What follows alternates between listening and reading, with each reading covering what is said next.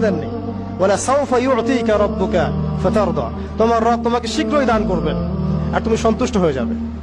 আলাম ইয়াজিদকা ইয়াতীমান ফাআওয়া, আল্লাহ বলছেন আল্লাহ কি তোমাকে ইয়তীম রূপে পাননি, এরপর আল্লাহ কি তোমাকে প্রতিপালন করে বড় করেননি?